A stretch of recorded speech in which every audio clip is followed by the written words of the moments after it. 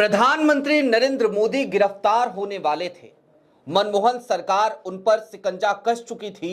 मोटी फाइल तैयार हो चुकी थी जिसमें बहुत सारे कुकृत्य थे।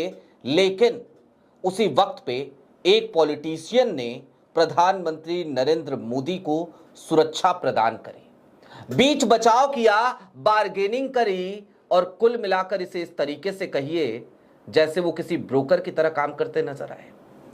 ये आरोप आज की तारीख में कभी प्रधानमंत्री नरेंद्र मोदी के पसंदीदा अफसरों में से एक ने लगाए हैं, जिनको कमिश्नर बनाया था एक खास एजेंसी का खुद प्रधानमंत्री नरेंद्र मोदी ने। कौन है वो अफसर, उसका जिक्र करेंगे। मधु किश्वर, उन्होंने कल जो आरोप लगाए वो मैंने आपको बता दिया था। वो फाइल अभी भी कांग्रेस के पास है, ये भी आपको बताया था। कांग्रेस उस पर कुछ करने का विचार कर रही है, ये भी आपको बताया था। आज ये वीडियो उसी कड़ी में एक और बढ़त है। नमस्कार, मैं स्वप्निल और आप मुद्दा देख रहे हैं। दोस्तों, आगे बढ़ें उससे पहले वही छोटी सी अपील। मुद्दा इन दिनों एक गंभीर आर्थिक संकट से जूझ रहा है।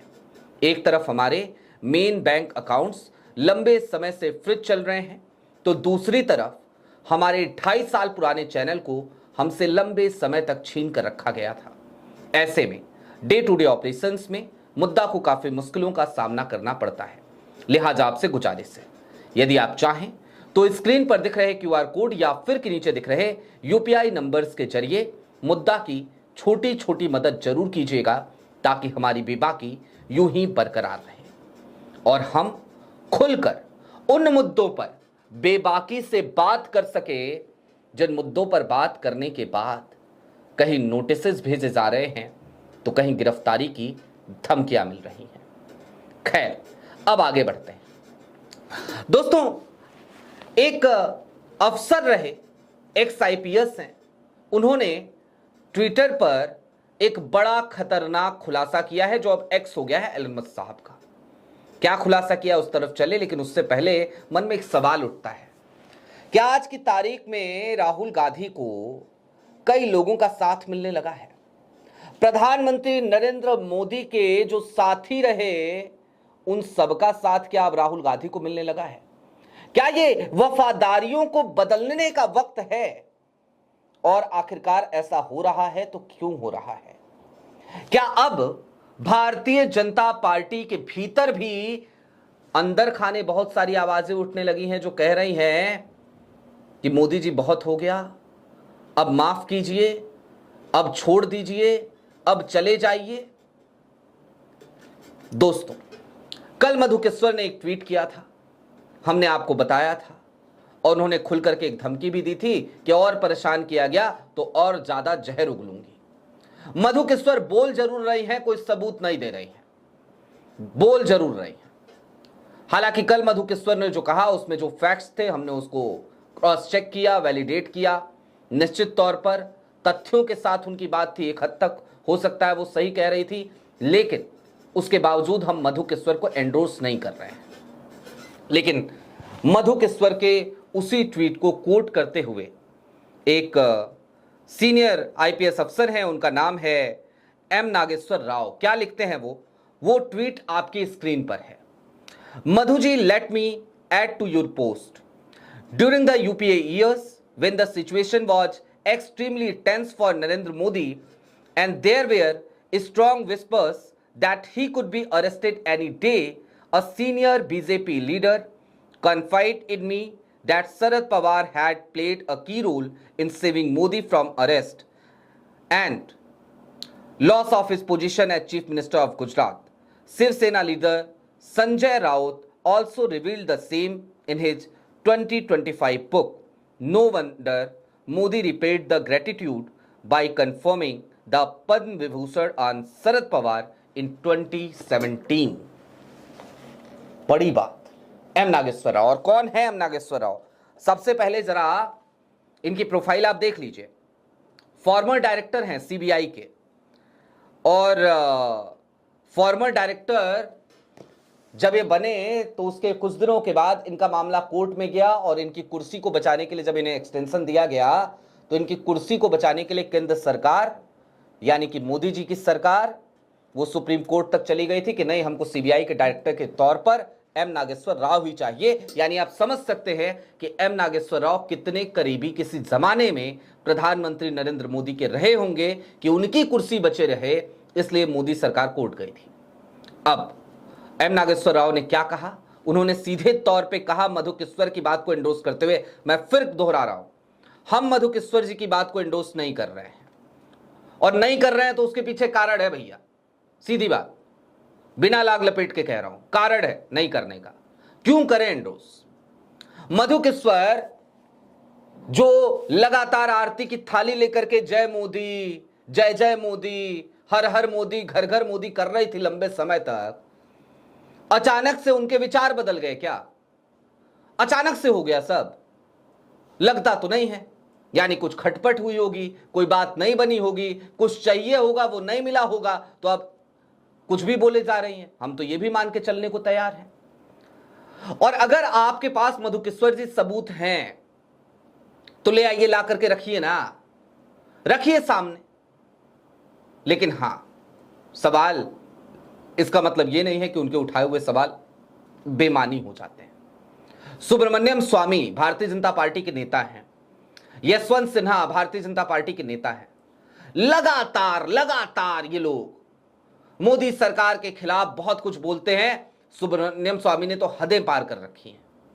मोदी की ये फाइल है, मोदी के खिलाफ ये सबूत है, मोदी इसलिए ब्लैकमेल हो रहे हैं, मोदी उसलिए ब्लैकमेल हो रहे हैं, मोदी जी का चीन में ये है, मोदी जी का अमेरिका में वो है। अरे है तो लेके आओ तो भाई, सबूत घर पे किस लिए रखे हो? एक का दो हो जाएगा, दो का चार हो जाएगा, क्या हो जाएगा उन सबूतों का?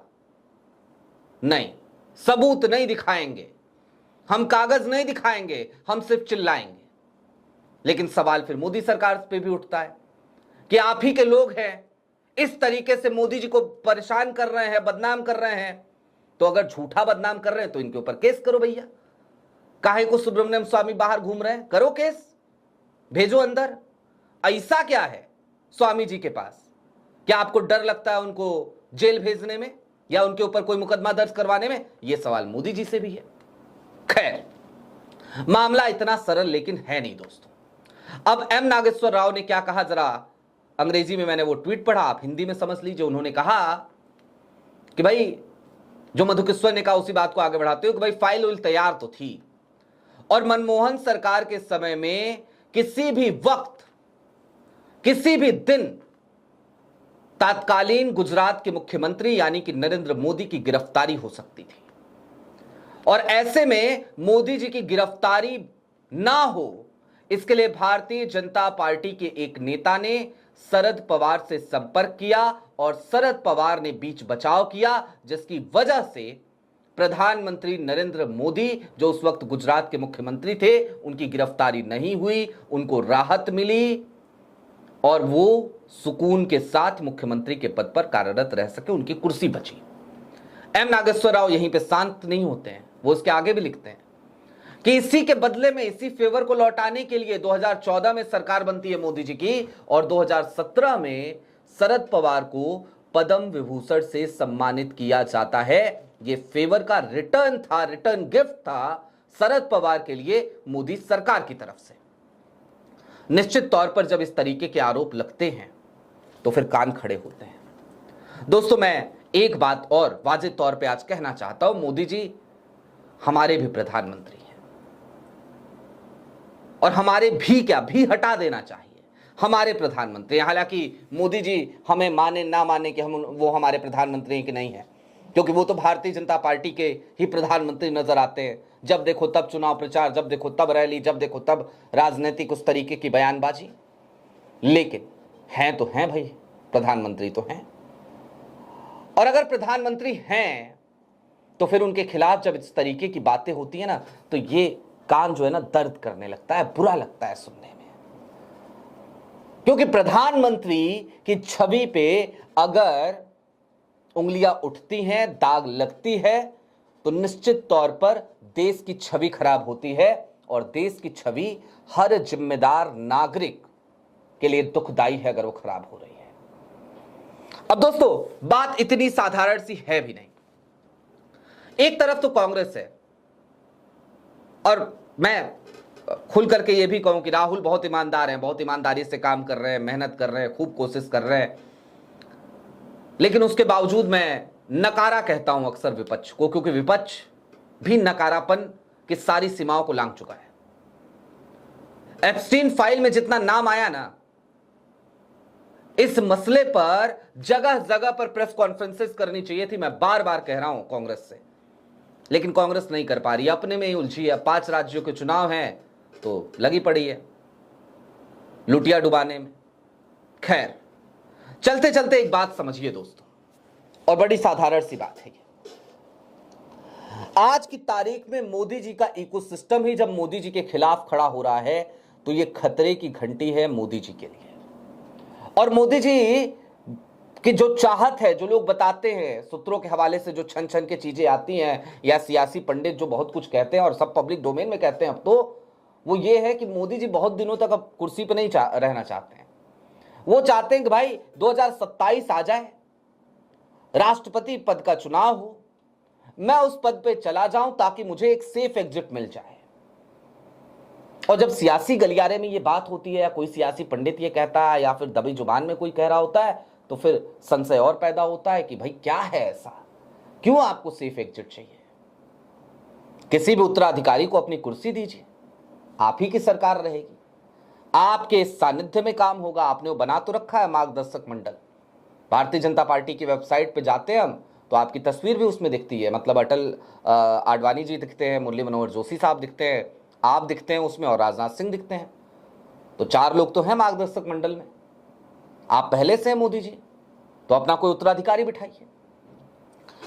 अब आखिरी बात, वीडियो थोड़ी लंबी शायद हो जाएगी, लेकिन आखिरी बात वो भी करना जरूरी है। मुसीबतें आती है ना तो चारों तरफ से आ रही होती है। अब देखिए ना, एप्स्टीन फाइल का भूत, उसके बाद से मधु किश्वर जैसे लोगों का बयान, यूजीसी के मुद्दे पर अभी भी जो अंधभक्त थे उनका गुस्सा ठंडा नहीं हो पा रहा है, और इन सब के बीच एम नागेश्वर जैसे लोग ये और ज्यादा बयानबाजी कर दे रहे हैं। दूसरी तरफ मोदी जी का खुद का इकोसिस्टम, वो उनको अलग थलग छोड़ने पर एकदम उतारू हो चला है कि भैया छोड़ दो, जाने दो, अब डूबती नाव पे क्या सवारी करनी। वो कहते हैं ना कि जब जहाज डूबता है तो सबसे पहले चूहे कूद कर भागते हैं, तो वो हाल पैदा कर दिया गया है। तो इन तमाम स्थितियों के मद्देनजर ये बात समझी जा सकती है कि आज मोदी जी के लिए सिचुएशंस बहुत ज्यादा अच्छी नहीं है, हालात बहुत ज्यादा खराब हैं, और इन खराब हालातों में प्रधानमंत्री नरेंद्र मोदी हर दिन शायद इसी टेंशन में जी रहे होंगे कि आगे आने वाला दिन किस तरीके की चुनौतियां लेकर आएगा। आपकी क्या राय है वो हमें कमेंट बॉक्स में जरूर बताइएगा। अभी के लिए दीजिए इजाजत, चलते चलते फिर वही अपील, चैनल पे नए हों तो सब्सक्राइब करते हुए जाइएगा, सक्षम हो तो छोटी छोटी मदद मुद्दा की जरूर कीजिएगा, ताकि हमारी बेबाकी यूं ही बरकरार रहे। बहुत शुक्रिया।